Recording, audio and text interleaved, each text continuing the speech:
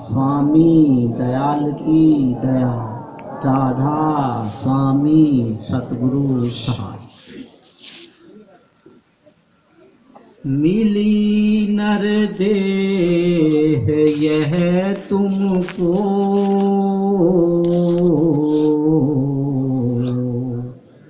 बनाओ काज कुछ अपना।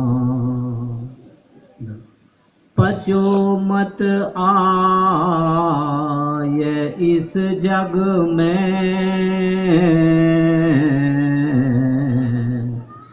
जानियो रैन का सुपना। देह और ग्रह सब झूठा,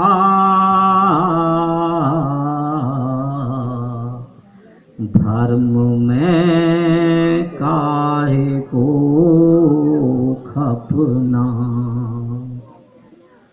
मिली नर देह यह तुमको, बनाओ काज कुछ अपना। राधा स्वामी दयाल की दया, राधा स्वामी सतगुरु सहाय। प्यारी साध संगत जी, ये शब्द है परम पुरुष पूरन धनी स्वामी जी महाराज का। इस शब्द के अंदर स्वामी जी महाराज ने समस्त मानव को उपदेश दिया है। समस्त मानव के अंदर चाहे तो स्त्री हैं, चाहे पुरुष हैं, चाहे हिंदू हैं, चाहे सिख हैं, चाहे मुसलमान हैं, चाहे ईसाई हैं, स्वामी जी महाराज का जो उपदेश है, शरीर के अंदर जो विल पावर है, जिसको इच्छा शक्ति कहते हैं, संत उसे सूरत कहते हैं, मुसलमान फकीर उसको रूह कहते हैं। स्वामी जी महाराज का जो उपदेश है आत्मा के लिए है, सुरत के लिए है, रूह के लिए है। स्वामी जी महाराज उपदेश करते ऐ सुरती ऐ रूह, तुमको जो मानव शरीर मिला है ये किसी जरूरी काम के वास्ते मिला है। अब जरूरी काम क्या हो सकता है? हमारा काम तो हम सभी करते हैं, सुबह भी करते हैं, शाम को भी करते हैं, कभी कभी रात को भी करते हैं, लेकिन ये जरूरी काम नहीं है। ये शरीर के काम है जो हम खाने के लिए, पीने के लिए, पहनने के लिए, मकान के लिए काम है। इसमें शरीर को विश्राम मिलता है, आत्मा को विश्राम नहीं मिलता। आत्मा को जो विश्राम मिलता है वो परमात्मा के भजन ध्यान में मिलता है। जिस बीवी का ध्यान अपने पति के चरणों में होता है उसको पतिव्रता कहते हैं, उसका ध्यान कहीं नहीं जाता है। जैसे स्वामी जी महाराज हमारी आत्मा को उपदेश दे रहे हैं। देखो, स्त्री का शरीर पुरुष के शरीर में क्या अंतर है? नर मादा का अंतर है, तो और कोई अंतर नहीं है। इससे स्वामी जी कहते हैं आत्मा और आत्मा सबके अंदर एक जैसी है, चाहे छोटा है, चाहे बड़ा है, चाहे स्त्री है, चाहे पुरुष है, आत्मा में कोई अंतर नहीं है। शरीर में थोड़ा बहुत अंतर है।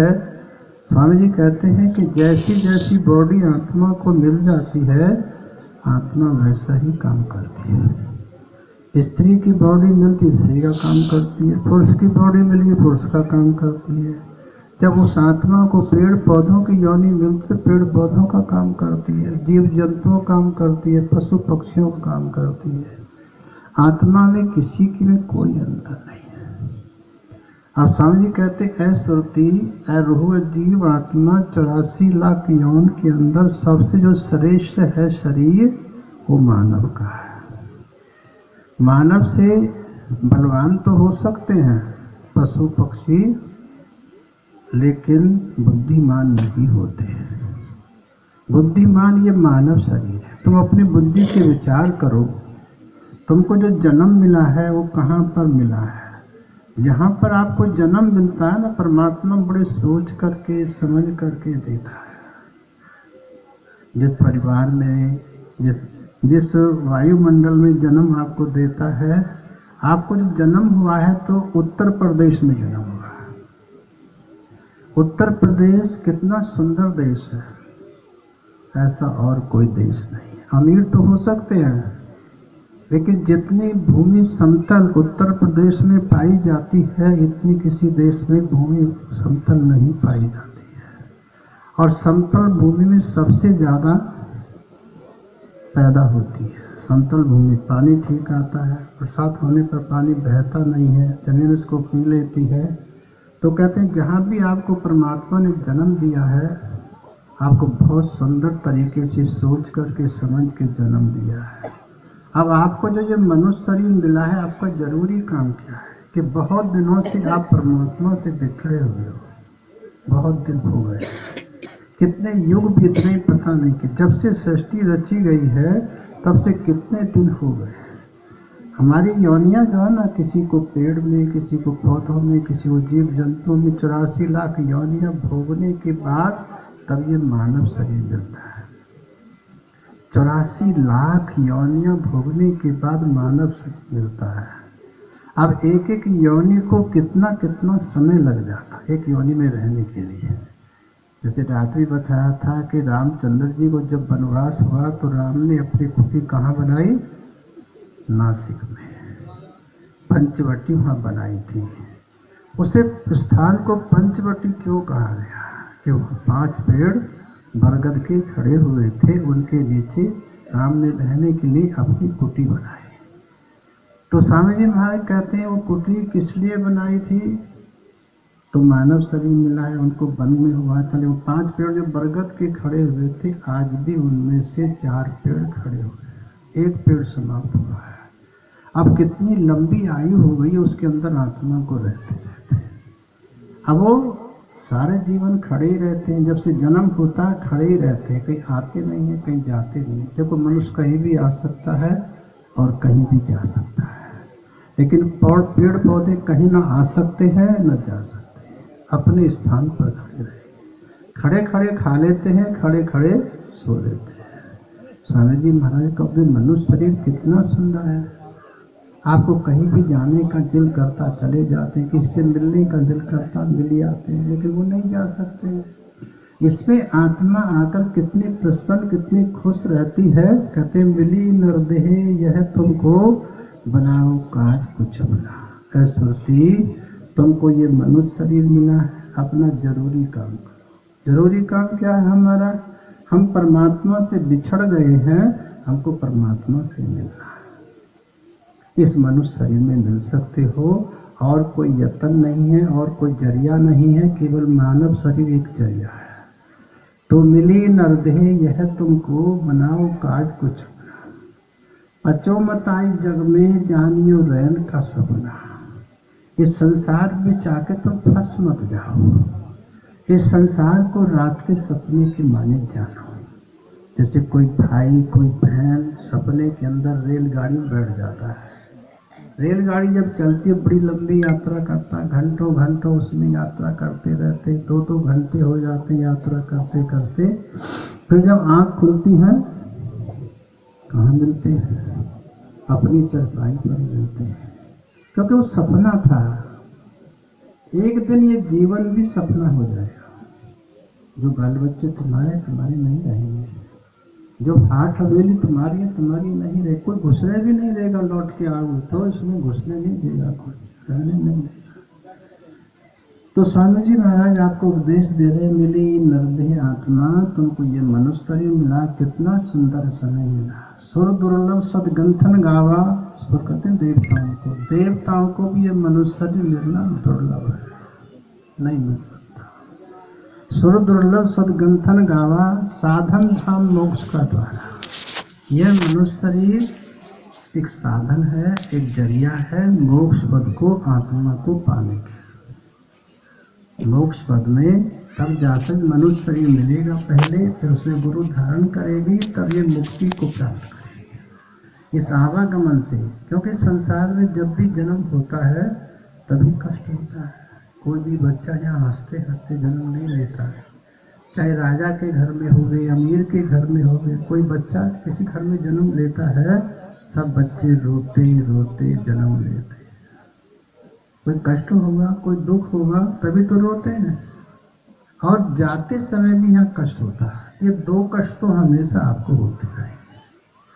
किसी का जब मरते समय किसी को देखो, बोल तो बंद हो जाता है, मुख से तो नहीं बोल पाता, लेकिन आंखें बता रही होती हैं इसे कोई कष्ट है। कष्ट क्या हो सकता है? बाल बच्चों से बिछड़ रहा, कि मोह था ना बाल बच्चों में, उनका दुख हो रहा है। उनका दुख हो रहा है कि मेरे बच्चे बिछड़ रहे हैं, अब कभी नहीं मिल पाएंगे। मकान का दुख होता है, जो बैंक बैलेंस है उसका दुख होता है कि अब ये मुझको कभी नहीं, कितना परिश्रम करके, झूठ बोल के, सच बोल के ये धन दौलत इकट्ठा किया था, अब मेरे साथ नहीं जा रहे, अब मुझे कभी नहीं मिल पाएंगे। तो मिली नरदेह यह, तुमको ये समझने के लिए स्वामी जी महाराज उपदेश दे रहे, तुमको ये मनुष्य शरीर मिला, ये जरूरी काम के लिए मिला। जरूरी काम संसार में केवल एक ही है, वो है परमात्मा का ध्यान करना। जिस सागर में से आत्मा निकल के आई है उस सागर का ध्यान करना। और देखो यहाँ 4 वेद है, 6 शास्त्र है, 18 पुराण है। चारों वेदों, 6 शास्त्र, 18 पुराणों के अंदर में कहीं भी जिक्र नहीं है जिसमें से आत्मा निकल के आई उस सागर का कहीं जिक्र नहीं। कितनी आत्मा उसके अंदर से निकल के आई है, उस सागर के समान है, और आत्मा बोध के समान है। उस सागर का ध्यान करो, उस परमात्मा का ध्यान करो जिसके अंदर से तुम निकल के आए हो। उसको हम भूल जाते हैं। राम को भी जानते हैं, कृष्ण को भी जानते हैं, ब्रह्मा को भी जानते हैं, विष्णु को भी जानते हैं, और शंकर को भी जानते हैं। हम कहते हैं कि इनमें से कोई परमात्मा नहीं है, ये संसार को चलाने वाले देव हैं। परमात्मा तो जिनमें से आत्मा आई है वो तो कोई और है। उसको सबसे पहले इस कलयुग में कबीर साहब ने आके वर्णन किया, सबसे पहले। फिर गुरु नानक साहब ने वर्णन किया उस स्वामी को जिसमें से आत्मा आई है। फिर तुलसी साहिब ने, एक तुलसी दास हुए थे, एक तुलसी साहिब हुए थे। जो तुलसी साहिब थे उन्होंने जिक्र किया इसका। तुलसी साहब का जो जन्म था वो राजा के घर में था, और राजा का वो बड़ा बेटा था तुलसी साहब, उसको राजगद्दी देना चाहते थे। तुलसी साहब ने कहा मुझे राजगद्दी नहीं चाहिए, मैं किसी दूसरे काम के लिए संसार में आया।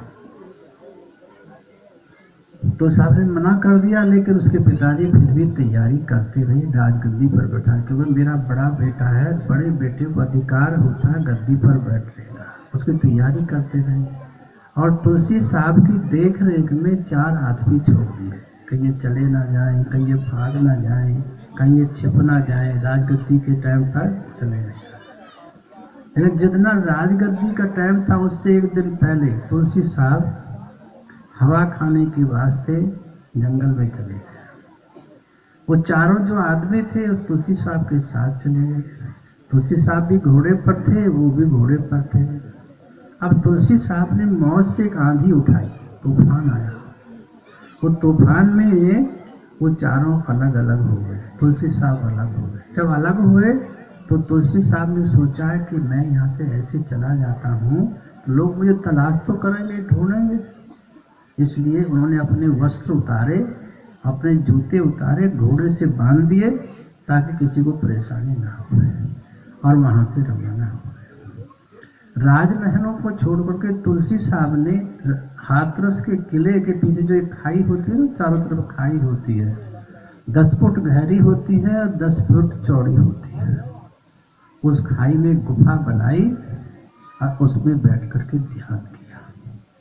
राजगद्दी नहीं संभाली, राजपाट क्योंकि साथ नहीं जाता, कुछ नहीं मिलने वाला इससे, धन दौलत से, हाथ रवैयों से, जो परमात्मा से मिलता है। आत्मा को जो शांति परमात्मा से मिलती है, सच्चा सुख जो परमात्मा से मिलता है वो कहीं नहीं मिलता है। भोजन से शांति जो मिलती है इस शरीर को मिलती है, भजन से जो शांति मिलती है वो आत्मा को मिलती है। तो स्वामी जी महाराज की सलाह, मिली नरदेह यह तुमको, बनाओ काज कुछ अपना, अपना कुछ काम बनाओ। बचो मत आई जग में, संसार बिता के फंस मत जाओ। इस संसार को रात के सपने के मानी जानो। सपने के मानी, जैसे सपना होता है ना, शरीर छोड़ने के बाद आत्मा के कोई कदम नहीं होगा, यहाँ पर कोई नहीं पूछेगा, कोई नहीं पहचानेगा उसको। तो स्वामी जी महाराज की सलाह है, ये मनुष्य शरीर को बेकार बर्बाद मत करो, करना है सो कर लो भाई, ये समय निराला आया। मनुष्य की जो योनि है आत्मा के लिए सबसे श्रेष्ठ है, सबसे सुंदर है। इससे जो कुछ करना है जल्दी से जल्दी कर लो। आत्मा को स्वामी जी आज उपदेश दे रहे हैं, तुम अपने परम पिता परमात्मा से मिल लो, आपको कितनी शांति आएगी। देखो बीवियां जेवर पहनती हैं, गहने पहनती हैं, वस्त्र सुंदर सुंदर पहनती हैं, लेकिन सच्ची शांति पति के मिलने पे ही मिलती है। जेवर में नहीं है, गहनों में नहीं है, वस्त्रों में नहीं है, अपने परमात्मा अपने प्रीतम के चरणों में सच्ची शांति मिलती है, सच्चा सुख मिलता है। वो आनंद कहीं नहीं मिलता, किसी वस्तु में नहीं मिलता जो अब पति के मिलन में मिलता है। ऐसी आत्मा को परमात्मा के मिलन में जो शांति मिलती है, जो आनंद मिलता है, वो आनंद कहीं नहीं है। तंदर सुखिया कोई न देखा, जो देखा सो दुखिया देखा। राजा दुखिया प्रजा दुखिया, तपसी को दुख दो ना। संसार में राजा भी दुखी होता है। आपने देखा होगा इंदिरा गांधी को जब गोली लगी थी, उसे कितना कष्ट हुआ होगा, कितना दुख हुआ होगा। राजीव गांधी को जब गोली लगी थी तो कितना उन्हें कष्ट हुआ होगा, कितना दुख हुआ। जब राजाओं का ये हाल होता है तो यहाँ हमारा क्या हाल होगा। धनधन सुखिया कोई न देखा, जो देखा सो दुखिया देखा। राजा दुखिया प्रजा दुखिया, तपसी को दुख दूना।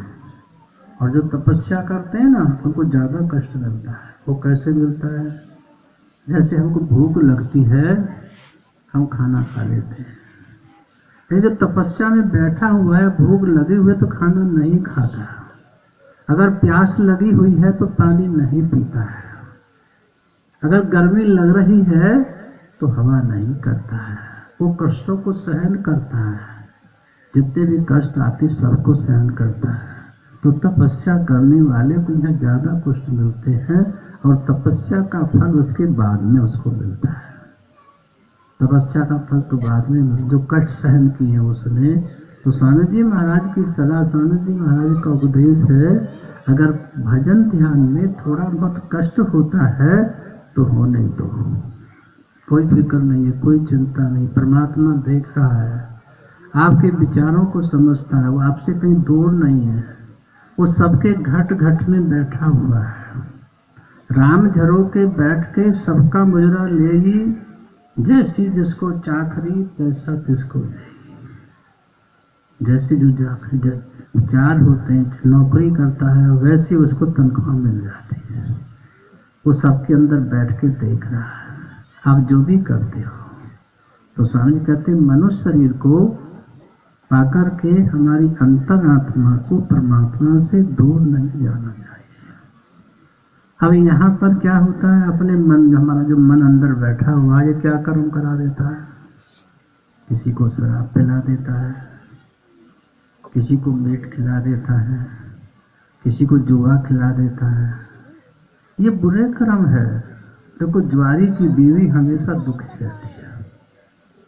ज्वारी की बीवी दुखी रहती है और प्रार्थना करती है तो जुआ छोड़ दो, और वो भी सोचता है कि मुझे छोड़ देना चाहिए, मेरी बीवी दुखी है, मेरे बच्चे दुखी हैं। लेकिन फिर क्या सोचता है मन, एक बार और खेल लो, एक बार और खेल लो। जब भी छोड़ने का प्रयत्न करता, मन कहता है एक बार और खेल लो। जो शराबी है उसकी बीवी भी दुखी होती है उससे, उसके बच्चे भी दुखी होते हैं उससे। जिनके पति शराब पीते उनको पता है कितना कष्ट होता है, कितना दुख होता है। हम वहाँ कहते हैं कि उनका भी मन कहता होगा छोड़ दो, लेकिन मन कहता है नहीं, एक बार और ले लो। नहीं छोड़ पाते, नहीं छोड़ पाते, इसलिए संकट में फंसे रहते हैं। देखो, यहाँ पीने के लिए हमारे भारतवर्ष में, उत्तर प्रदेश में दूध सबसे अधिक है। दूध सबसे अधिक है, फल भी अधिक है, यहाँ पर में अनाज भी अधिक है, सब कुछ अधिक है, सब देशों से ज़्यादा, सब मुल्कों से ज़्यादा। सब प्रांतों से ज़्यादा पैदा उत्तर प्रदेश में होती है। उत्तर प्रदेश में राम ने जन्म लिया। उत्तर प्रदेश में क्यों जन्म लिया राम ने? देश तो बहुत बहुत अमीर है, वहाँ क्यों नहीं जन्म लिया? लेकिन उत्तर प्रदेश में क्यों जन्म लिया? यहाँ पर सुंदर खाना मिलता है। ये जो शराब कबाब का चलन हुआ है, ये हमारे उत्तर प्रदेश का नहीं है, ये बाहर के विदेश से आया है। तो स्वामी जी महाराज का उपदेश है, तुमको मनुष्य शरीर मिला है, आप शराब नहीं पियो। क्यों नहीं पियो? ये फेफड़ों को नुकसान पहुंचाती है। ये फेफड़े कितने कीमती हैं, ध्यान करके देखो। तुम सो जाते हो, सोते हैं, सब सोते हैं, फेफड़ा कभी सोता है? कभी नहीं सोता। रात को भी काम करता है, दिन में भी काम करता, तुम सोते रहते, वो काम करता रहता है। इतनी सुंदर वस्तु को खराब कर रहे हो। संत सद्गुरु का जो उपदेश है, इनसे छुड़ाने का यही उपदेश है। जितना फेफड़ा सुंदर काम करता रहेगा, आपकी मृत्यु बहुत दूर चली जाएगी, और जितना खराब होता रहेगा, आपकी मृत्यु नजदीक आती रहेगी, नजदीक आती रहेगी। आपका हृदय कितना सुंदर है, रात दिन काम करता है, पूरे शरीर को खून की सप्लाई देता है, लेकिन आपको उसकी परवाह नहीं है, अपने मन की बात की फिक्र रहती है। तो स्वामी जी महाराज का उपदेश है, मिली नरदेह यह तुमको बनाओ काज कुछ। ये सोचने की बात है, विचार करने की बात है, विचार करने की बात है। आपको फेफड़ा कितना सुंदर है, कितना काम करता है, उसकी देखभाल तो रखनी चाहिए, उसको मदद तो देनी चाहिए, उसकी सहायता तो करनी चाहिए, लेकिन नहीं, उसको नुकसान पहुंचाते।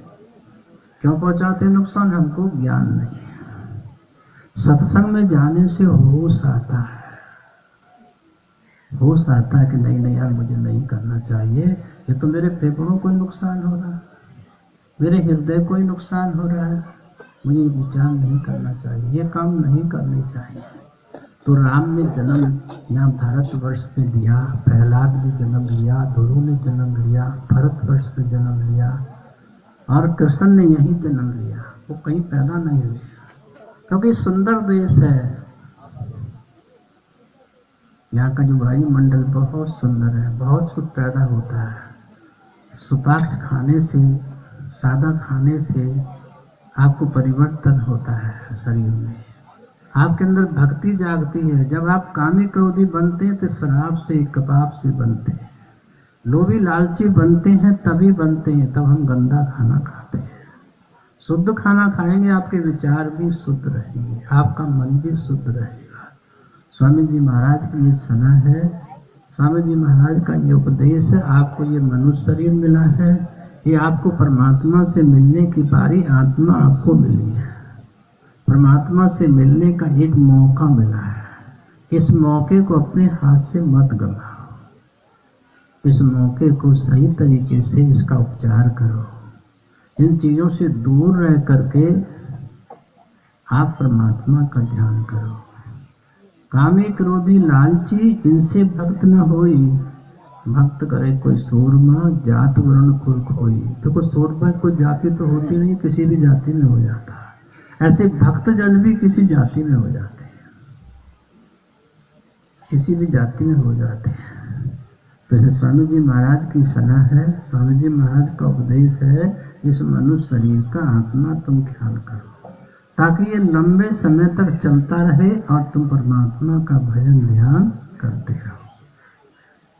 आगे फिर स्वामी जी उपदेश देते हैं, पचो मत आय इस जग में, जानियो रैन का सुपना। इस संसार में जाके तुम संसार में फंस मत जाओ। इस संसार को रात के सपने के माने जानो, सपने के माने जानो। यहाँ से कोई वस्तु आपके साथ जाने वाली नहीं है। मुट्ठी बांधे आया जग में, हाथ पसारे जाएगा, क्या वहां से लाया और क्या यहाँ से ले जाएगा। है कोई वस्तु आपके साथ जाने वाली? कबीर साहब कहते हैं, राम नाम की लूट है, लूटी जा से लूट, अंत काल पछताएगा, प्राण जाएंगे छूट। जब प्राण छूटने को होंगे ना, तुमको पछताना पड़ेगा, मैंने वो काम नहीं किया जो मैं कि अंतिम समय के वास्ते करना चाहिए था। अब कबीर साहब का उपदेश है, हमें राम राम की बात कहते हैं ना, कि उस राम की बात कबीर साहब नहीं कहते हैं। कबीर साहब ने उस राम की बात की जो तुम्हारे अंदर धुनकारा दे रहा है, 24 घंटे रात दिन तुम्हारे साथ रहता है, एक पल के लिए भी तुमको नहीं छोड़ता है। वो हमेशा, क्योंकि जिस दिन प्राण निकलेंगे सबसे पहले क्या होगा, पैर ठंडे हो जाएंगे, सबसे पहले पैर ठंडे होंगे। जब मौत आती है तो पैर ठंडे होते हैं, और जैसे जैसे रूह सिमटती जाती है वैसे ठंड शीतलता चढ़ती जाती है, शरीर में चढ़ती जाती है। और जब गले में सुरत आती है सिमट करके, तो यहाँ से खड़ खड़ की आवाज होनी शुरू होती है। लोग पहचान लेते हैं इसमें अब कुछ नहीं रखा, 2-4 सांस बाकी हैं, ये पूरे हो जाएंगे, ये चला जाएगा, लोग जानते हैं। अब देखो नीचे से रूह सिमट के आई है, ऊपर को आई सिमट करके, और मुख के द्वारा भी, नाक के द्वारा भी, आंख के द्वारा भी, कान के द्वारा भी निकल सकती है। लेकिन संत सतगुरु का उपदेश क्या है, तुम अपना ध्यान अपनी सूरत को आज्ञा चक्र में रखो, आज्ञा चक्र में रखो। जीते जी आप इस स्थान पर आ गए हैं, मरने का भी इंतजार ही नहीं है आपको, सिमटने का आपको इंतजार ही नहीं है। जहाँ जहाँ जो ख्याल आ जाता है, सुरती आ जाती है, तो यह क्या होता है, जीते जी परम प्रकाश दिन और राति, नहीं चाहिए दिया घृत बाती। ऐसा प्रकाश होता है जिस प्रकाश को दिए की, बाती की, तेल की आवश्यकता नहीं होती है। उसको तेल की जिसका तेल की आवश्यकता जिसको होती है, तेल खत्म हो जाता, प्रकाश बंद हो जाता है, उसे आवश्यकता ही नहीं है। दिए की आवश्यकता नहीं है, बाती की आवश्यकता नहीं। ऐसा प्रकाश हर भाई के अंदर, हर बहन के अंदर ऐसा प्रकाश हो रहा है। जब आत्मा उसका दर्शन करती है, हमारी सुरत उसका दर्शन करती है, उसका जीवन सफल हो जाता है, मनुष्य शरीर में आने का उद्देश्य पूरा हो जाता है। अब वहां से जब यहाँ पर परम प्रकाश को देखती है, अनहद शब्द को सुनती है, ये अनहद शब्द दूसरे शब्द में जोड़ देता है जो त्रिपुटी से आ रहा है। त्रिपुटी वाला जो शब्द है वो 10वें द्वार वाले शब्द से जोड़ देता है। कुछ लोग 10वां द्वार इसी को कह देते हैं, लेकिन 10वां द्वार त्रिकुटी से आगे है। संत मत के हिसाब से 10वां द्वार त्रिकुटी से आगे है। तो त्रिकुटी में जब दर्शन होता है उस परम प्रकाश का, जैसे पूर्णमासी को चंद्रमा उदय होता है, हमारी अंतरात्मा को 12-12 सूर्यों की लाइट हो जाती है, 12-12 सूर्यों की लाइट होती है। और उस 10वें द्वार का शब्द भ्रमर गुफा से जोड़ देता है, भ्रमर गुफा का शब्द सत्यलोक से जोड़ देता है, नीचे का शब्द ऊपर के शब्दों को जोड़ता चला जाता है। उसका ज्ञान होता, फिर आगे की आवाज सुनाई देने लगती है। इसलिए मनुष्य जन्म तभी सफल होता है तब अपने अंदर के प्रकाश का तुम दर्शन करते हो। अब ये भी देखो, शराब पीने से तो होगा नहीं, जुआ खेलने से नहीं होगा, मीट खाने से नहीं होगा, मन को निर्मल बनाने से ये ज्ञान होगा। किसी संत सदगुरु की शरण में जाने से ये ज्ञान प्राप्त होगा। परमात्मा ने कितनी वस्तु आपके अंदर रखी है। बाहर से हम देखते हैं, हाथों को देखते हैं, पैरों को देखते हैं, पैरों को देखते हैं, अब बाहर के शरीर को देखते हैं, लेकिन अंदर के शरीर को नहीं देखा। ये जो ऊपर तपचा लगाई हुई है, अंदर के यंत्रों की रक्षा के लिए लगाई हुई है। काम तो अंदर वाले ही कर रहे हैं। आपको खाना जो पहुंचा रहे हैं, रक्त जो पहुंचा रहे, अंदर के यंत्र पहुंचा रहे, बाहर का कोई नहीं पहुंचा रहा, जिससे आपका शरीर काम कर रहा, आपका शरीर चल रहा। तो स्वामी जी कहते हैं ये मनुष्य शरीर बहुत कीमती है, ये बार बार नहीं मिलता है। अब रामकृष्ण से कौन बड़ो सो भी गुरु कीन, 3 लोग के नायका गुरु आगे आधीन, राम के गुरु वशिष्ठ मुनि थे।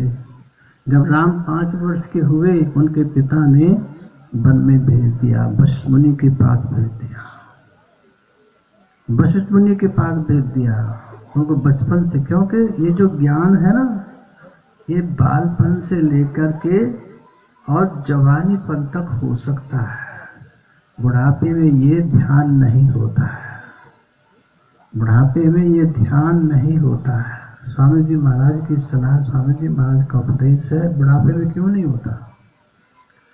क्योंकि हम लोग अज्ञानवश क्या करते हैं, अज्ञानवश कहते हैं कि भाई अभी बाल बच्चे हैं, ये बड़े हो जाएंगे, ब्याह शादी हो जाएगी, कामकाज से लग जाएंगे, फिर भगवान का भजन करेंगे। अब वो कितने समय के बाद बाल बच्चे बड़े होंगे, उनकी शादी होगी, ब्याह होगा, कामकाज से कितना समय आपका हो जाएगा? कम से कम 50 वर्ष की आयु आपकी हो जाएगी। और आजकल 50 वर्ष में बुढ़ापा आना शुरू हो जाता है। ये जमाना ऐसा आ गया, 50 वर्ष के बाद बुढ़ापा आना शुरू हो जाता है। तो अपना ध्यान तो कब करोगे, भजन कब करोगे? क्योंकि शरीर में जब तक शक्ति बनती है तब तक अपना ध्यान तो कर सकते हो, स्रोत को उठा करके ब्रह्मांड में ले जा सकते हो। जब शक्ति बननी बंद हो जाती है, फिर शुद्ध ब्रह्मांड में आपसे नहीं जा सकती, आपका ख्याल नहीं रुक सकता, 9 द्वारों में फंसा रहेगा। तो स्वामी जी महाराज की सलाह है, स्वामी जी महाराज का उपदेश है, कचो मत आए जग में, संसार में जाके तुम फंस मत जाना, तब भी मौका लगे परमात्मा का ध्यान करना सीख लेना, परमात्मा का ध्यान करना सीख लेना। आगे फिर स्वामी जी उपदेश देते हैं, देह और ग्रह सब झूठा, धर्म में काहे को खपना। स्वामी जी महाराज उपदेश दे रहे, देह और ग्रह सब झूठा, धर्म में काहे को खपना। कि हमारा धर्म है, मेरा धन है, मेरा मकान है, आप देखो आपके संग जाने वाला कुछ है? मुट्ठी बांधे आया जग में, हाथ पसारे जाएगा, क्या वहां से लाया और क्या यहाँ से ले जाएगा? है कोई वस्तु आपके साथ जाने वाली? देह और ग्रह सब झूठा, धर्म में काहे को, ये भाव का भरम है।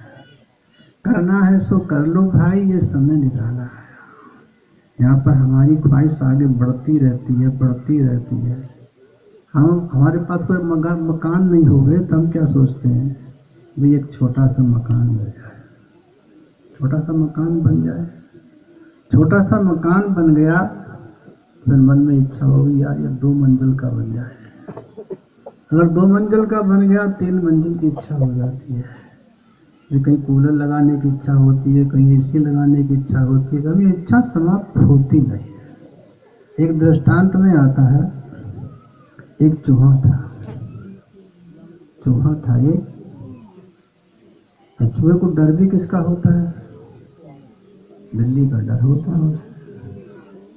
जब बिल्ली म्याऊं म्याऊं करते, बिल में घुस के बैठ जाता है, बिल में घुस के बैठ जाता, निकलता नहीं, घंटों घंटों बैठा रहता। वो चूहे ने क्या सोचा कि नहीं यार, तो हनुमान जी को याद करो, हनुमान जी शायद तुम्हारी कोई मदद कर रहे हैं। वो बिल के अंदर बैठा बैठा हनुमान जी की प्रार्थना, हनुमान जी से प्रार्थना करते करते हनुमान जी प्रकट हो गए। जब हनुमान जी प्रकट हुए कि भैया क्या बात है, कि महाराज बात ये है, जब ये बिल्ली आती और म्याऊं म्याऊं करके मेरी जान निकल जाती है, मेरी जान निकल जाती है, फिर तुम क्या बनना चाहते हो? हनुमान जी ने कहा कि महाराज मुझे बिलाऊ बना दो, बिल्ली का डर खत्म हो जाएगा। बिलाऊ बनते के साथ ही हनुमान जी ने उसके हाथ में हाथ फेरा, वो बिलाऊ बन गया। बिलाऊ बनती अकड़ आ गई उसको। अब मोहल्ले में घूमने के लिए चल दिया, जैसे घूमने चला, जो मोहल्ले के जो कुत्ते थे उसके पीछे लग गए। भागते भागते किसी घर में घुसा, अपनी जान बचाई उसने कुत्तों से, और जान बचा करके बैठ गया। कहने लगे यार ये तो आफत यहाँ भी आ गई।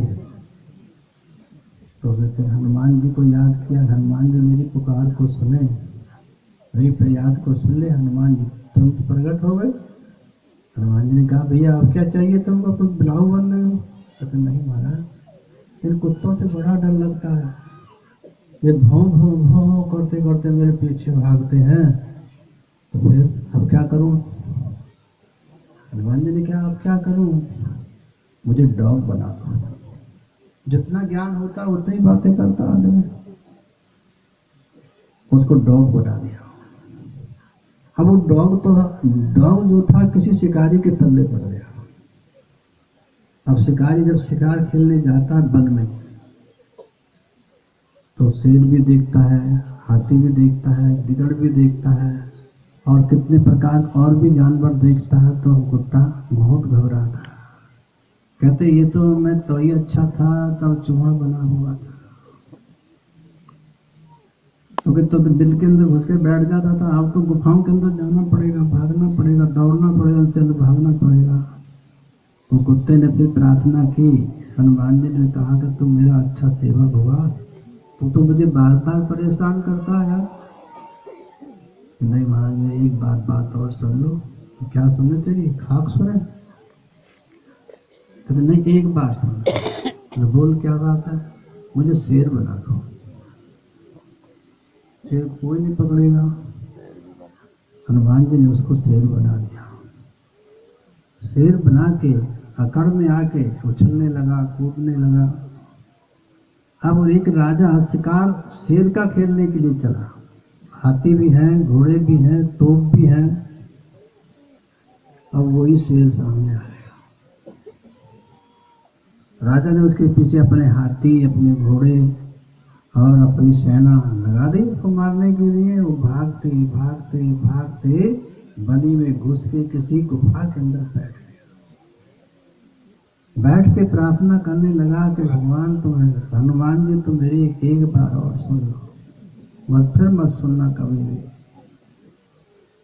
हनुमान जी ने कहा तेरी क्या खाक सुनो, बार बार तो यही करता रहता, भजन तो करता नहीं, ध्यान तो करता नहीं, मालिक को याद करता नहीं, तो यही काम करता रहता, यही मांगता, कुछ नहीं मांगता। नहीं महाराज, आप फिर कभी नहीं मांगूंगा, एक बार सुन लो। हमने तेरी क्या खाक सुनो, बार यही कहता, मेरी एक बार सुन लो, एक बार सुन लो। कि नहीं महाराज, आपकी प्रार्थना कर रहा हूँ कि मुझे तो वही चूहा बना दो। मैं तो अपने बिल के अंदर ही बैठा हूँ, मैं बाहर नहीं जाऊंगा, निकल के अपने बिल में ही बैठा रहा। वैसे परमात्मा जिसको जन्म देता है ना, बड़ी सोच समझ के, लेकिन हम उसमें अपनी गलती सोचते हैं, तो महसूस करते हैं हम छोटे नहीं। जिसको भी छोटा बना, कुछ जरूरी काम होगा आपका, आपको जहाँ पर जन्म दिया उसने। तो हनुमान ने उसको चूहा ही बना दिया, बिल के अंदर बैठा रहता। तो स्वामी जी महाराज का उपदेश है, देह और ग्रह, आपके अंदर जो धन दौलत है, देह और ग्रह सब झूठा, कोई साथ जाने वाला नहीं। कितना रुपया हो, कितना ही बैंक बैलेंस हो, कितना ही मकान हो, कुछ भी एक रत्ती भर आपके साथ समान नहीं। देह और ग्रह सब झूठा, धर्म में काय को ठोकर, केवल आपका धर्म है। क्या धर्म है? मेरा मकान है, सबसे सुंदर मेरा मकान है, मेरे पास इतना रुपया है, इतनी दौलत है। आप ध्यान से जब विचार करोगे, आपका कुछ भी नहीं है। जो आपने खर्च कर लिया है ना अपने हाथों से, वो तुम्हारा है। अगर अच्छे काम में खर्च कर दिया है तो तुम्हारा है, बुरे काम में खर्च कर तुमको उससे कष्ट मिलेगा। बुरे काम में अगर खर्च कर दिया है तो उससे तुमको कष्ट मिलेगा, दुख मिलेगा। अच्छे काम में खर्च किया तो मालिक तुमको तरक्की देगा, परमात्मा तुमको तरक्की देगा, उसके बदले में कुछ और ऊंची वस्तु आपको देगा। इसलिए स्वामी जी महाराज की सलाह, देह और ग्रह सब झूठा, धर्म में काय को खबरें। तो आपका धर्म है, मेरा है, मेरी करते उम्र तूने खोदी सारी रे, के मन में नाय विचारी है, संसार में मेरी कोई वस्तु है? कोई वस्तु नहीं है। जिस दिन दुनिया से जाना पड़ेगा, खाली हाथ होंगे। जगत में जब आया था तो मुट्ठी बंद थी, बच्चे की मुट्ठी बंद होती है, लेकिन जब जाएगा तो खुले हाथ। खुले हाथ क्यों जाता? परमात्मा देख लो, उधर से मुट्ठी बांध कर इधर खुले हाथ जा रहा, कुछ दे तो नहीं जा रहा, कुछ नहीं ले जा रहा, खुले हाथ जाना पड़ेगा। इसलिए जो मनुष्य शरीर मिला है ये बहुत जरूरी काम है। ये बहुत भाग्यशाली आत्माओं को मनुष्य शरीर मिलता है, जो बड़े ऊंचे कर्म करते हैं वो मनुष्य शरीर में आकर के, और उससे भी ऊंचे कर्म करते हैं वो परमात्मा के नाम को जपते हैं। सब नहीं जप सकते, जिनको ज्ञान हो जाता है, जो सत्संग में जाते रहते हैं, उनको होश आ जाता है। तो स्वामी जी महाराज की सलाह मिली, नरदेह यह तुमको बनाओ काज कुछ अपना, बच्चों मत आई जग में जानी उदयन का सपना। देह और ग्रह सब झूठा, धर्म में काहे को खपना। देह भी झूठी है, ये भी साथ नहीं जाएगी, इसको भी नहीं रह जाना। देह और ग्रह सब झूठा, धर्म में काहे को खपना। सब धर्म क्यों करते हैं? जो परमात्मा का नाम जपते उनको गर्व करना चाहिए, हमारी बड़ी ऊंची किस्मत है। तो स्वामी जी महाराज आगे उपदेश करते हैं। जीव सब लोभ में भूले, काल से कोई नहीं बचना। स्वामी जी महाराज का उपदेश है, जीव सब लोभ में भूले, परमात्मा को भूल गए। जीव सब लोभ में भूले, काल से कोई नहीं बचा। इस संसार में कोई बचा है? कोई नहीं बचा। कृष्ण को भी जाना पड़ा, और कैसे जाना पड़ा? भीलों के हाथ से कृष्ण की मृत्यु हुई। क्यों हुई? त्रेता युग में रामचंद्र जी ने बाली को मारा था। एक पेड़ की ऊट लेकर के बाली को बाल मारा था, क्योंकि बाली को आशीर्वाद था, जो तेरे सामने आकर लड़ेगा उसका आधा बल तेरे अंदर आ जाएगा। तेरा जो है वो तो रहेगा ही, लेकिन उसका भी आधा बल तेरे सामने आ जाएगा, वो किससे पराजित नहीं हो सकता। इसलिए राम ने पेड़ की आड़ लेकर के बाली को मारा, अपने लालच बस सुग्रीव से मित्रता कर ली। रावण का भेद जानने के लिए, रावण से युद्ध करने के लिए बालों की सेना सुग्रीव ने तैयार की।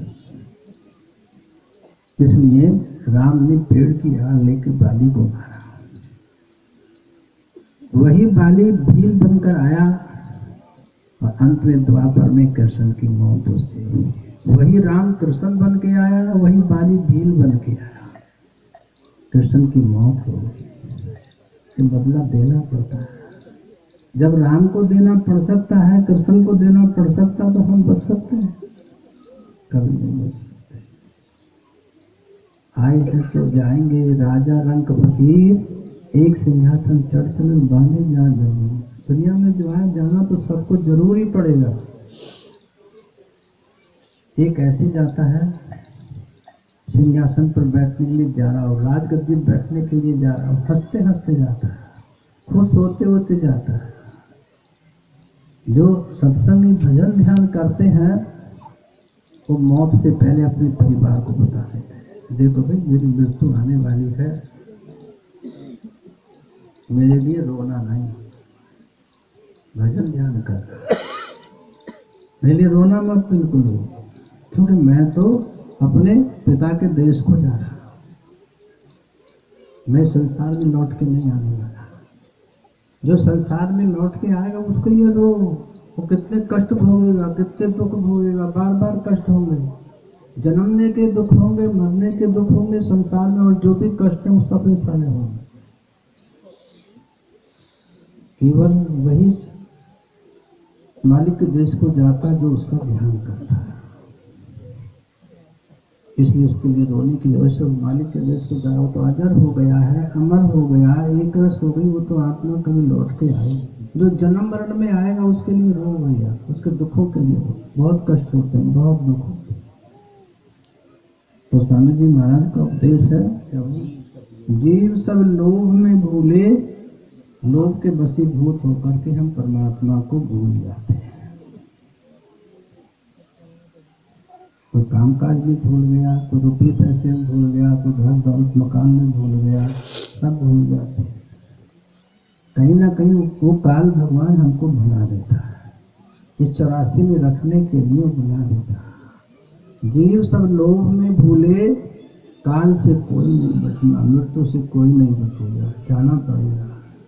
इसलिए स्वामी जी महाराज आगे समझाते हैं, रसना अग्नि जग जारा,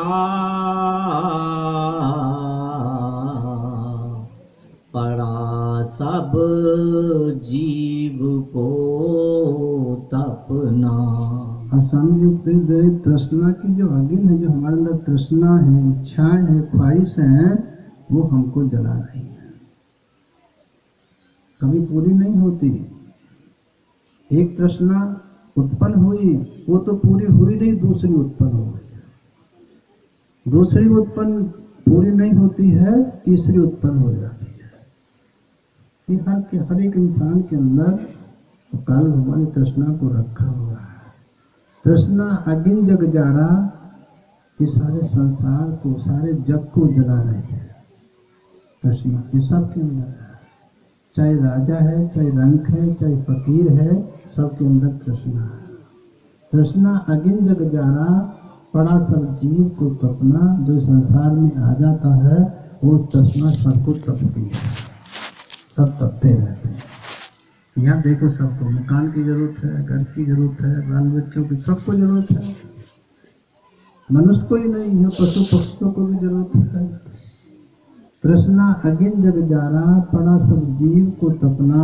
इस तृष्णा की अग्नि में सारे जीव भवसा घर में तप रहे हैं। 84 लाख योनि भ्रमण करते करते तृष्णा की अग्नि में जल रहे हैं। स्वामी जी महाराज का उपदेश है, आपको ध्यान से विचार करना चाहिए, सोचना चाहिए। आगे फिर समझा, नहीं कोई राह बचने की, जले सब नरक की अगिना। अब स्वामी जी का उपदेश है, इस संसार में कोई रास्ता बचने का नहीं। चाहे जप करके देख लो, चाहे तप करके देख लो, चाहे दान करके देख लो, चाहे पुण्य करके देख लो, चाहे तीर्थ करके देखो, चाहे व्रत करके देखो, तृष्णा की अग्नि जरूर आपको तपाएगी। थोड़ा बच सकते हो तो सुरत शब्द के अभ्यास से बच सकते हो। सुरत शब्द का अभ्यास कब होता है? जब हमारी सुरत सिमट करके अंदर में शब्द में चली जाती है। जब शब्द में चली जाती, शरीर शून्य हो जाता है, शुद्ध पिंड को खाली करके ब्रह्मांड में पहुंच जाती है। उस समय हमारी सुषुप्ति अवस्था आ जाती है। जितने देर वो सुषुप्ति अवस्था रहती है, उतने देर तृष्णा आपको नहीं व्यापती है। इसलिए संतों का जो रास्ता है, वो सूरज शब्द का रास्ता है। जब करने वालों को भी तृष्णा है, तब करने वालों को तृष्णा है, तीर्थ करने वालों को भी तृष्णा है, उसी कारण तो करते हैं। तृष्णा अग्नि जग जारा, पड़ा सब जीव को तपना। इस संसार में आ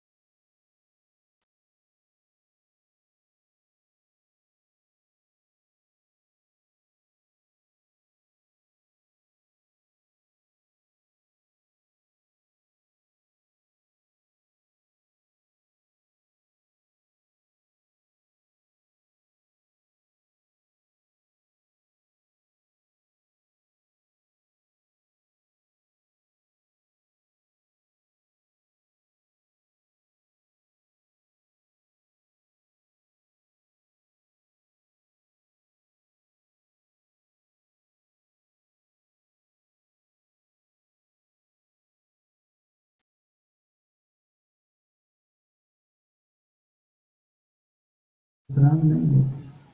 अब वो किधर को जा रही है? तो समुद्र की तरफ। समुद्र में जाने के बाद वो जो नाली का पानी था, गंदा पानी, नाले का पानी था, और नदी में मिलकर एक शुद्ध हुआ, शुद्ध होकर के समुद्र में पहुंच गया, वो समुद्र में मिल जाता है। समुद्र ठाटे मारता है, उछलता कूदता है। जब पानी उछलता कूदता सब पानी उसमें मिल जा करके वो समुद्र ही बन जाता है। ऐसे आपकी आत्मा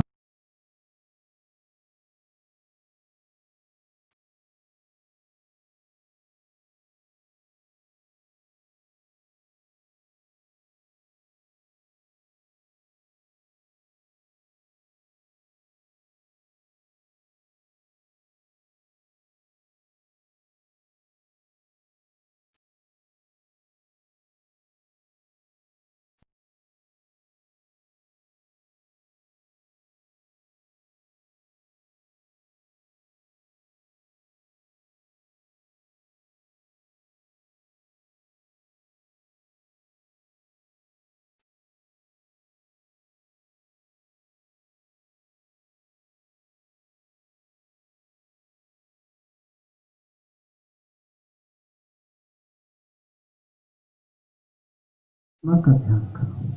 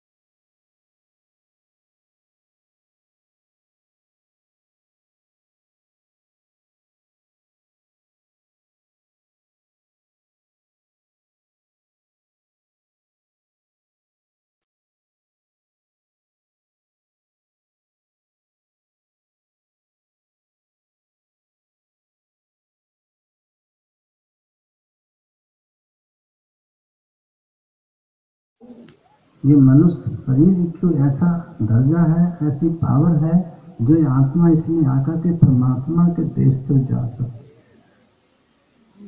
इसलिए सुर दुर्लभ सदग्रंथन गावा साधन धाम मोक्ष का द्वारा।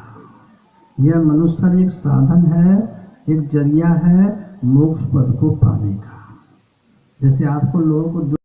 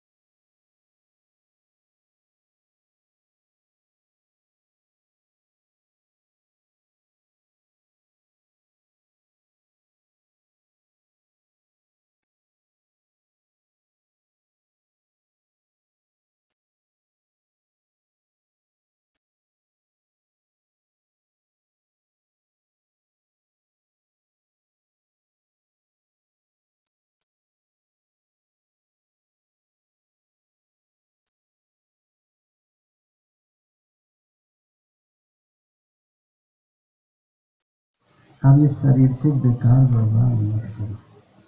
ये शरीर कितना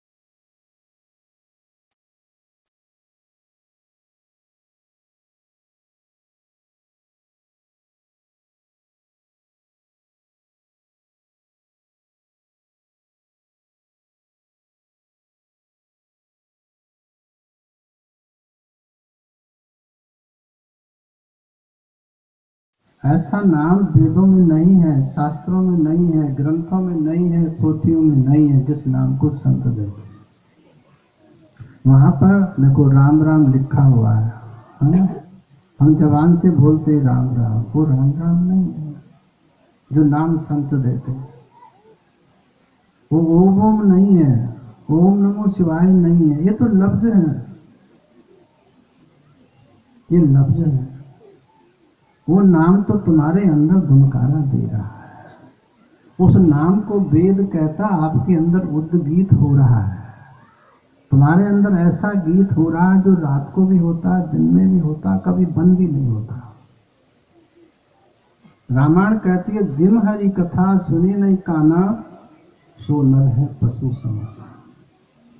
जिम हरि कथा, कि जिस्म के अंदर हरि की कथा हो रही है, जिसने उसको नहीं सुना वो मानव नहीं है, वो तो पशु के समान है। वो कैसे पशु के समान है? पेट तो पशु भी भरता है, मानव भी पेट भरता है। बाल बच्चे पशु पक्षी भी पालते हैं, मानव बाल बच्चे पालता। कोई बड़ा काम तो नहीं है। बड़ा काम है तो अपने अंदर की कथा को सुनने का बड़ा काम। हम बाहर तो कथा सुनते हैं, लेकिन अंदर में जो कथा हो उसको नहीं सुनते। हर प्राणी के अंदर, हर मानव के अंदर, चाहे स्त्री है चाहे पुरुष है, सबके अंदर वो कथा हो रही, जिसको संत आके बताते हैं, जिसको नाम कहते हैं। न मानी जुगति है उनकी, सूरज शब्द का गहना। सूरत को शब्द के संग, आवाज के संग नहीं जोड़, जो आपके अंदर आवाज है। एक दृष्टांत में आता है, एक चोर था, वो चोरी किया करता था। चोरी किया करता था, उसने अपने बाल बच्चों को भी चोरी सिखा दी। लेकिन जब चोरी सिखाई तो उसने कहा कि सत्संग में नहीं जाना, कथा में नहीं जाना, कथा में नहीं जाना। जहाँ कहीं सभा होती है ना, कुछ अच्छी अच्छी बातें होती हैं, कहते वहां नहीं जाना। अगर चोरी करते पकड़े जाओ तो मर जाना, लेकिन बताना नहीं। बताने से तुम्हें बहुत कष्ट होंगे, मरने से थोड़ी देर एक कष्ट होगा बस। आपको सजा हो सकती है, कैसा सजा हो सकती है, बड़े कष्ट होंगे, लेकिन मर जाओगे तो थोड़ी देर में आपका काम खत्म हो जाएगा। ये बातें सिखा दी। अब वो चोर को बुढ़ापा आया हुआ था तो चोर मर गया। चोर मर गया, बाल बच्चे सोच रहे अब काम क्या करें। अब जो पिता ने काम बताया था वही तो करेंगे। चोरों ने सोचा कि भाई एक काम करो, अपने गांव में चोरी नहीं करते, दूसरे गांव में चोरी करें। और वहां से वो चल दिया, चोर चल दिया। सुबह अपनी बीवी से खाना बनवाया और खाना लेकर के निकल गया। अब दूसरे गांव के लिए जा रहा था तो रास्ते में कहीं सत्संग हो रहा था। रास्ता बिल्कुल महात्मा के सम्मुख निकला हुआ था।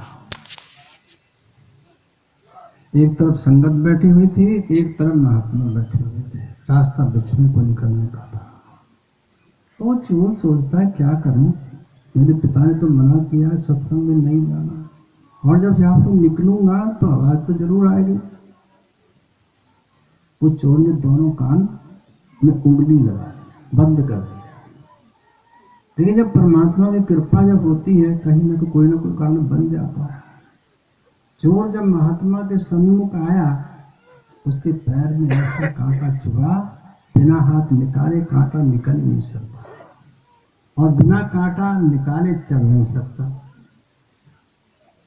और वो कांटा निकालने के लिए हाथ निकालना पड़ा।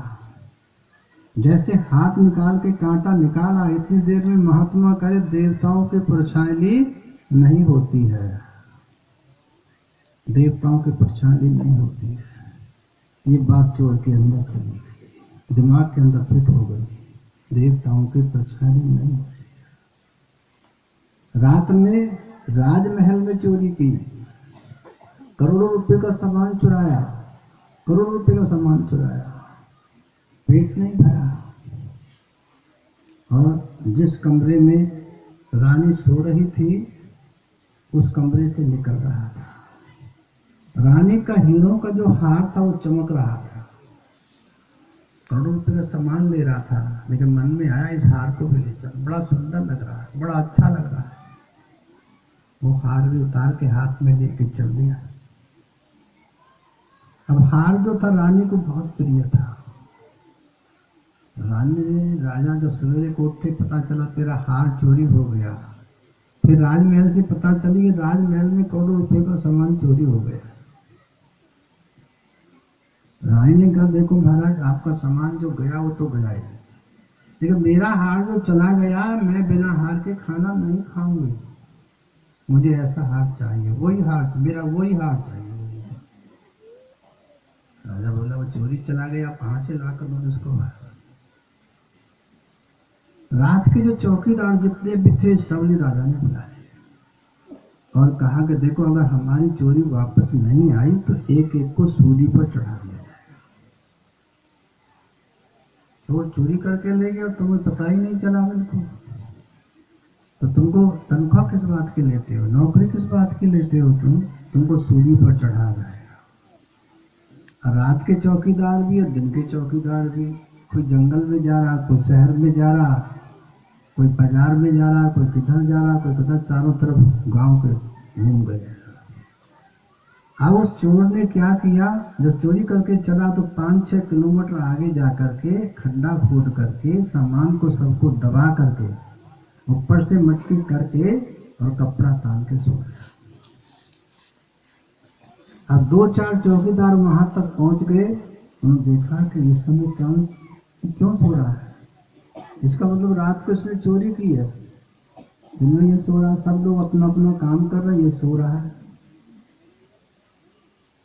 चोर को पकड़ लिया, चोर को उठा दिया और चोर से कहा सामान कहाँ है, राजा चुराया, नहीं तो कोई सामान नहीं चुराया।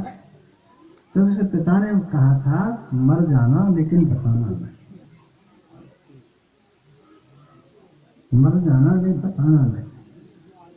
उसने नहीं बताया, बहुत पीटा चौकीदारों ने, लेकिन जब नहीं बताया तो राजा को सौंप दिया, महाराज रात ने चोरी करी है, दिन में यह सो रहा है, इसने चोरी की है। राजा ने और चौकीदार बुलाए और उसकी पिटाई शुरू करवाई, बता भाई कहाँ रखा सामान, तो उसने नहीं बताया। अब राजमहल से रानी देख रही, उसको पिटता हुआ देख रही थी, उसके शरीर से खून बह रहा है। रानी का दिल बड़ा मुलायम था, सोचती है बेचारे ने चोरी की है या नहीं की है, ये पिट रहा है। तो बांदी को से कहती है कि तुम राजा को बुला के लाओ। वो राजा को बुला के लाती है तो रानी कहती देखो महाराज, इस चोर को तुम नजर कैद कर दो। क्या से नहीं बता रहा है, मैं इससे रात को 12 बजे पूछूंगी ये चोरी की है नहीं। चोर तो पक्का था बिल्कुल, अपने पिता का उपदेश था उसके पास, मर जाना लेकिन बताना नहीं। जब बंद कर दिया तो रात के 12 बजे रानी ने क्या किया, अपने हाथ काले किए, पैर काले किए, मुंह काला किया, एक हाथ में तलवार ली, एक हाथ में मिसाल ली, मिसाल लेके चली और जाके फट से ठाटक खोल दिया। जितने भी चोर होते हैं वो काली माँ को जरूर पूजते हैं, देवी देवताओं को जरूर पूजते हैं। वो प्रार्थना कर रहा है कि माता तुम मुझे छुड़ा दो, मैं तुम्हारे पर इतना धन कुर्बान करूंगा। वो प्रार्थना कर रहा था, जैसे किवाड़ खुले तो रानी प्रकट हो गई, देवी प्रकट हो गई। चोर ने सोचा अब तो माता आ गई है, अब कोई चिंता की बात नहीं, मेरी पुकार सुन ली है, अब मैं छुट जाऊंगा, आराम से छुट जाऊंगा। तो रानी ने कहा अरे मूर्ख, तूने इतनी बड़ी चोरी की और मेरे नाम का कुछ भी नहीं निकाला। अब चोर देवी को देख रहा है ध्यान से, उसकी परछाई ली जा रही है कि रानी जिसको तो देवी को परछाई ली है, और महात्मा कह रहे देवताओं पे परछाई नहीं होती है, महात्मा की बात झूठी नहीं होती है, हो सकता कोई घींच लेने वाला। रानी ने बहुत प्रयास किया, बहुत प्रयास किया, आगे थक गई, चोर ने नहीं बताया। उस परछाई को देख करके कुछ नहीं बताया। तो रानी जाकर राजा को बुलाती कर, देखो महाराज, आपने इस बेचारे की बहुत पिटाई की है, मैंने इस प्रकार से अपना रूप बना करके इसका भेद को जानना चाहे, लेकिन इसने कुछ नहीं बताया। इसलिए सबसे पहले इसे स्नान करवाओ, फिर सुंदर कपड़े पहनाओ, फिर भोजन कराओ, फिर उसे दक्षिणा देकर विदा कर दो। इसने चोरी नहीं किया।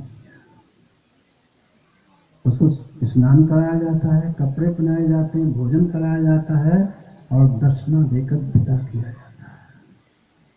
अब चोर सोचता है कि महात्मा की एक बात ने मेरा कल्याण कर लिया, महात्मा की एक बात ने मेरा कल्याण कर दिया, देवताओं के परछाई नहीं होती है।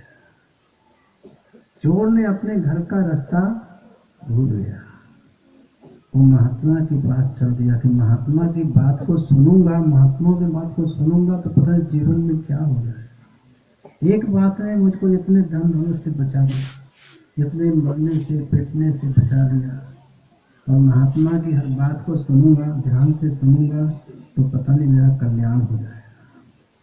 वो सत्संग में ही चला गया, हमेशा के लिए सत्संग में ही रहने लगा, घर बार को भूल गया।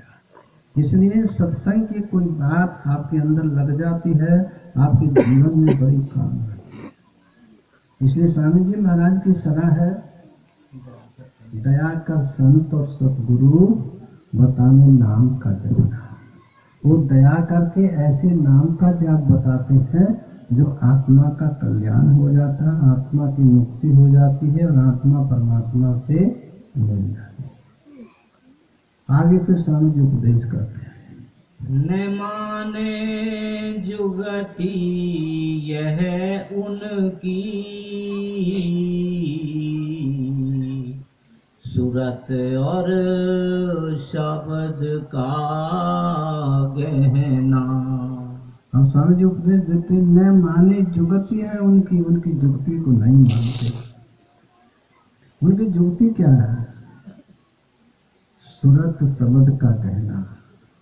श्रुत कहते आत्मा को, शब्द कहते परमात्मा को। आत्मा परमात्मा को ग्रहण नहीं करते, हम उनकी जुगति को नहीं मानते। संतों का केवल यही उपदेश होता है, आत्मा को परमात्मा का बोध कराते हैं, परमात्मा का बोध ज्ञान कराते हैं, लेकिन हम उनकी बात को नहीं मानते। और बोध भी किस प्रकार? आपसे काम नहीं छुड़ाते, घर नहीं छुड़ाते, घर में रहकर अपना काम काज करते हुए, बाल बच्चों की ड्यूटी देते हुए तुम प्रभु का ध्यान करो, फिर उसको भी टाल देते हैं। इसलिए स्वामी जी महाराज आगे उपदेश दे रहे हैं, बिना सतगुरु बिना करनी, छूटे नहीं खान का फिरना। फिर पढ़ो, बिना सतगुरु बिना करनी, छूटे नहीं खान का फिरना। बिना सतगुरु और बिना करनी, ये हम खान से जुदा नहीं हो सकते। चारों खान में आपको जाना पड़ेगा, अंडज में, पिंडज में, उपमज में, स्थावर में, कहीं न कहीं आत्मा को जन्म लेना ही पड़ेगा। इस भवसागर में से पार नहीं हो पाएगी, 84 लाख यौन में अटकी रहेगी अगर हम सतगुरु की बात को नहीं माने। हम तीर्थों में लगे रहेंगे, मूर्तों में लगे रहेंगे। देखो ये शास्त्रों का उपदेश है, जहाँ आशा तहाँ बासा। जहाँ आपकी आशा होंगी आपका वही जन्म होगा। जब तीर्थों में आशा रहेगी तो जन्म कहाँ होगा? पानी में जन्म होगा। अब भैया पानी में मानव तो रहता नहीं है, रहता पानी में मानव? जल के जीव रहते हैं, मछली रहती है, मेंढक रहता है, कछुआ रहता है, कितने प्रकार के जीव जंतु पानी के अंदर रहते, उनमें जन्म लेना पड़ेगा। फिर भवसागर कैसे पार हो जाओगे? इसलिए परम पिता परमात्मा में आशा रखो ताकि परमात्मा के करीब चले जाओ। सबसे पहले ये ज्ञान होना जरूर है, मेरा परमात्मा कैसा है। ये ज्ञान हो गया तो फिर आपको जरूरत नहीं पड़ेगी। ये ज्ञान कहाँ होगा? सत्संग में बैठ करके, सतगुरु के चरणों में बैठ करके ज्ञान होगा वो परमात्मा कैसा है। आत्मा प्रकाश रूप है तो परमात्मा भी प्रकाश रूप है। आत्मा का छोटा रूप है, परमात्मा का बड़ा रूप है। वो प्रकाश रूप है, शरीर रूप नहीं है वो। स्वामी जी महाराज का उपदेश है, बिना सतगुरु बिना करनी छूटे नहीं खान का भरना। 84 लाख यौन में जाना आपका छूटने का नहीं। जब तक सतगुरु नहीं मिलेगा और तुम करनी नहीं करोगे तब तक 84 लाख यौन में पड़े रहोगे।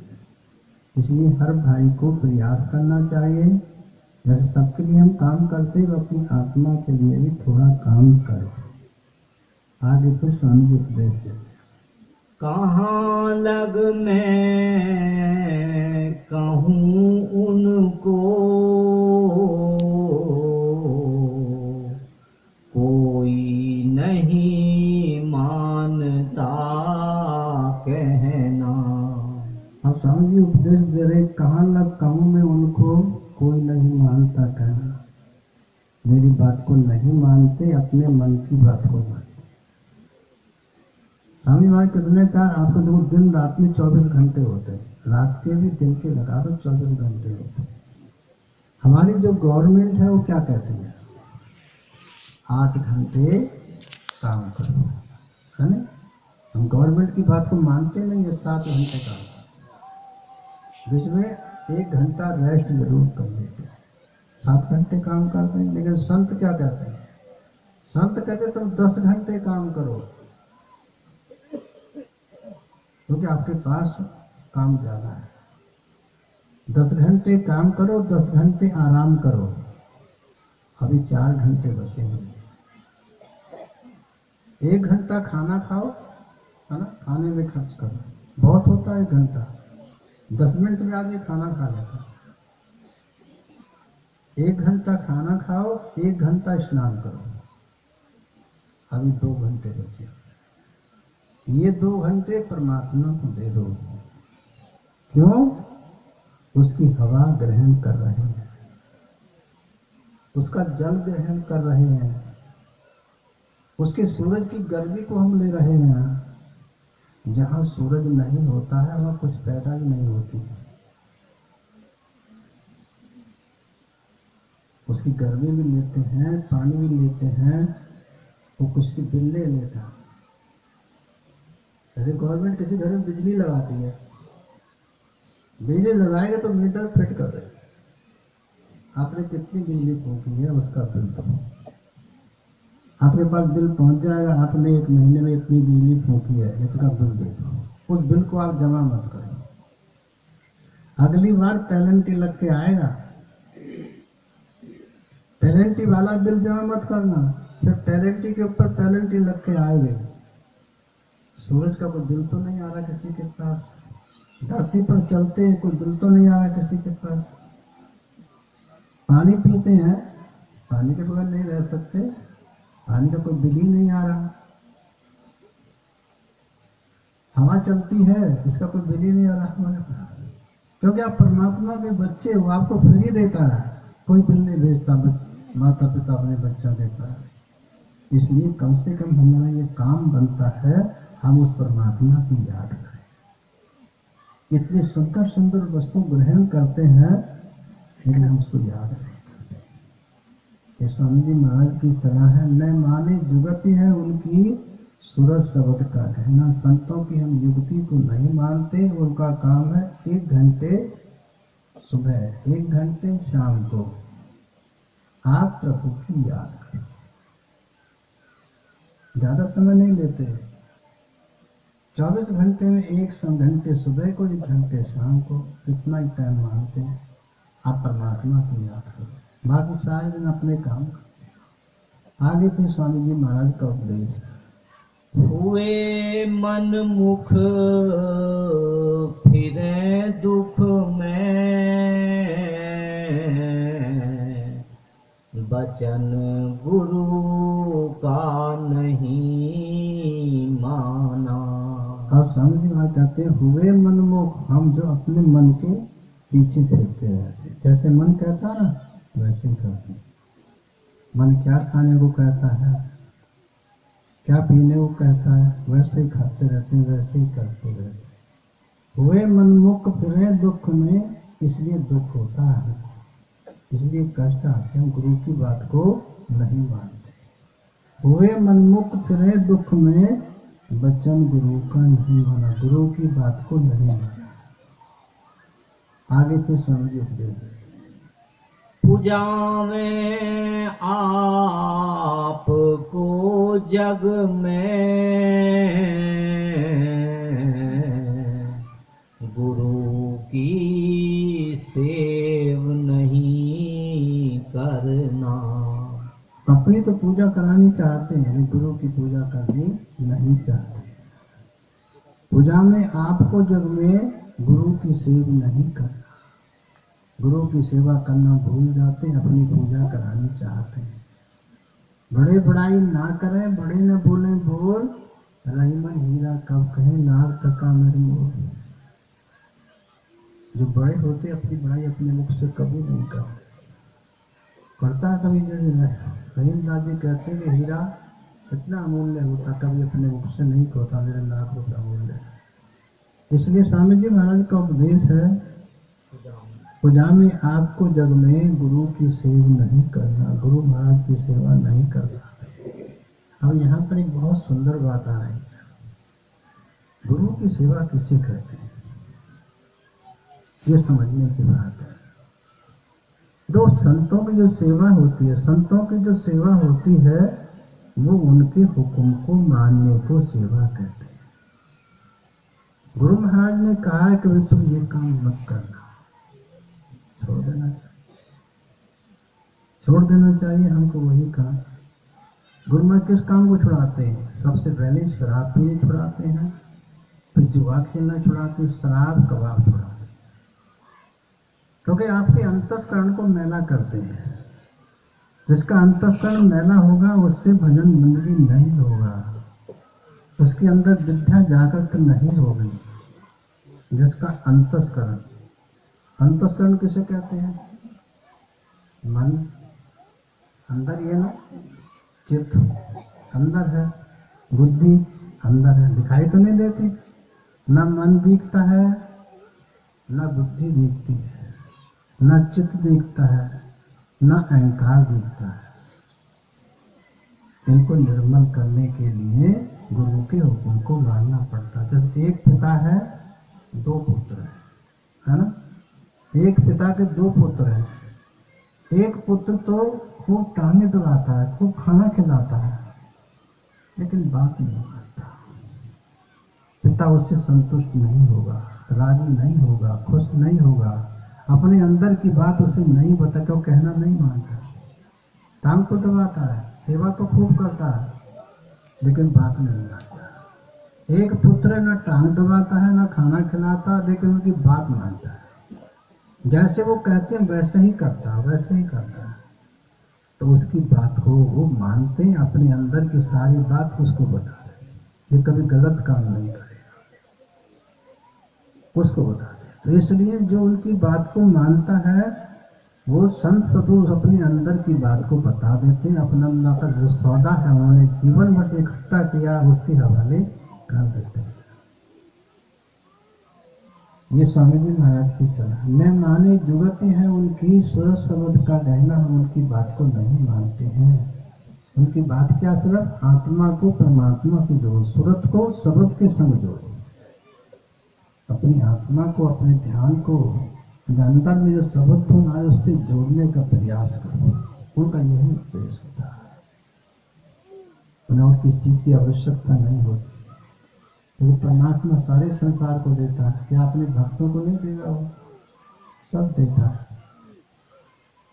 आगे फिर स्वामी जी महाराज का उपदेश है, फिकर नहीं जीव का अपने, पड़ेगा नरक में फूंकना। फिक्र नहीं जीव को अपने, पड़ेगा नरक में फूंकना।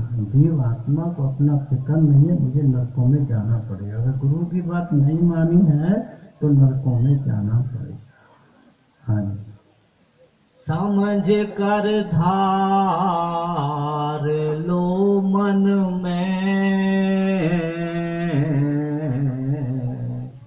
कहें राधा स्वामी निज बचना। अब ये जो वचन है ना स्वामी जी महाराज के मुख से निकले हुए वचन है। स्वामी जी महाराज से अंदर से उनके मुख से निकले हुए वचन है। समझ कर धार लो मन में, इन वचनों को समझ के अपने मन में धर लो। कह राधा स्वामी निज बचना, ये खास उनके मुख से निकले हुए वचन आपकी भलाई के लिए स्वामी जी महाराज ने उपदेश दिया। ये पूरा का पूरा सार वचन स्वामी जी महाराज के मुख से निकला हुआ है। इसी के साथ ये शब्द समाप्त होता है। बोलो राधा स्वामी दयाल की दया, राधा स्वामी सतगुरु सार। एक बार फिर बोलो राधा स्वामी दयाल की दया, राधा स्वामी सतगुरु सार।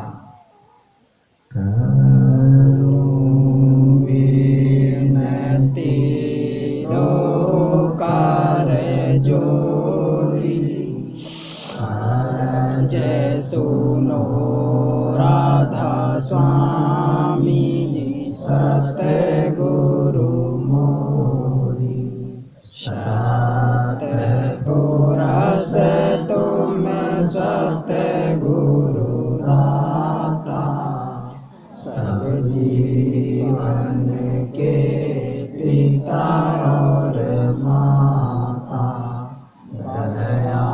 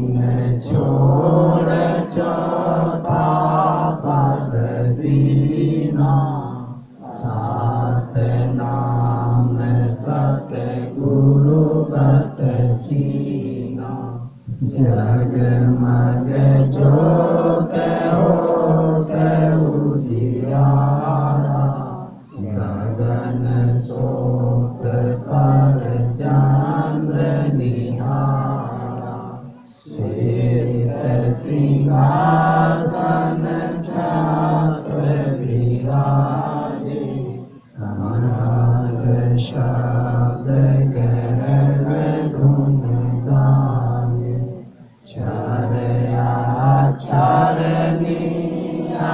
अक्षर पारा, विधि करे स्वामी दास तुम्हारा, लोक आलोक पाऊं सुख धामा, चरण शरण स्वामी निजो विश्रामा, करुणिकति को कर जोड़ी स्वामी को कर जोड़ी, आज सुनो राधा गुरु मोरी राधा स्वामी की जय। राधा स्वामी सद्गुरु साहब।